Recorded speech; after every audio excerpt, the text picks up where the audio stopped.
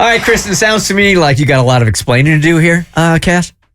I do. So I house sat for Kristen for a couple of days this past week, and I feel like I need to explain how I left something because I know her husband, Bart, is going to see it and literally be like, what the hell is wrong with people? Oh, so you're the one that has to do the explaining. Oh, I'm the one who has to do the explaining. It's not like you saw something really funky in the house and like, all right, you want to tell me what this is? I need to come clean. Yeah, let me bring your private life up on the Bert show. No. It wouldn't be the first time. Yeah. So they were really sweet. We got to have the run of their house, me and the kids and Chad, because we're living in an RV right now. So Kristen's like, why don't you win-win, you get some space, we get someone to look after the dogs, which my kids love their dogs. So we're like, hell yeah, let's do it. We can have running water. It's going to be great without having to empty the tanks every day. And a washer dryer. Oh my God, I took advantage of that. Let me tell you.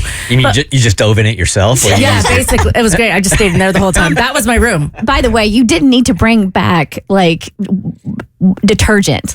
It was okay. I replaced the detergent because I used so much. I felt like I used so much of it. But anyway. How dirty were your clothes? I had a lot of laundry. I'm going to send you some Venmo for the water bill when you get it next month. But so they were very sweet and they left stuff out for the kids to do, like bubbles and a s'mores kit so we could make s'mores one night, which we did and was awesome. But I'm setting up the s'mores fire and it's a weird point of pride in my relationship. I light the grill when I'm cooking and I set up the fire when I want to do s'mores. And I don't know why, but for me, it's like, I don't need a man to do it. Even though Chad is great at it, I'm like, I could do it too. Look at me, be self-sufficient. So I'm setting up the fire in this great University of Kentucky, metal fire pit. That Tommy got me for a gift. Which is so cool. And, Bart has left out logs and all this stuff and a fire starter. And if you don't know what a fire starter is, you light it on fire and it helps the wood catch. But it's different from any fire starters I have ever used.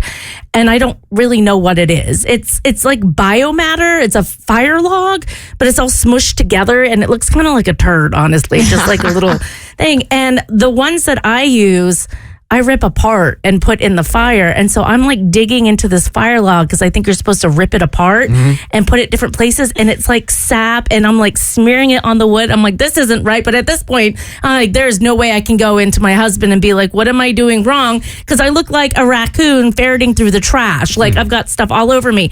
And so I dig out a quarter of it or whatever and smear it on the wood and get the fire started. And I'm like, well, I don't want to throw it away. This is a good fire log. There's a lot left. So I put it back in the package and stuck it back inside with the rest of the wood so y'all could use it later. Only to find out you're supposed to use the whole log. You're supposed to put the entire thing in there to light the fire. So when your husband Bart goes to use that fire again, he is going to see a half carved up fire starter log with gouged out finger marks. And I know he's going to be like, what the hell happened? And Bart will give me the benefit of the doubt. He's not going to look at that and be like, Cassie is an idiot and doesn't know how to start a fire.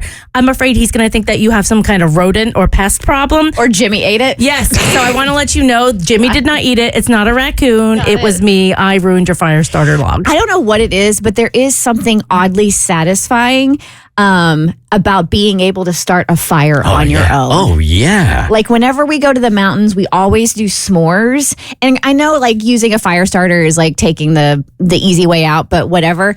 I tried. I felt like such a failure when my friend Claire and I went to the mountains with the kids and we wanted to do s'mores and I could not get the fire to start for my life.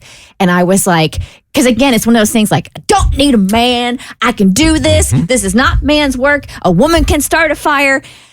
I couldn't do it to save my life. I've watched enough Naked and Alone that I think I could just use 2 sticks and start that fire. No, you can't. The Bert Show.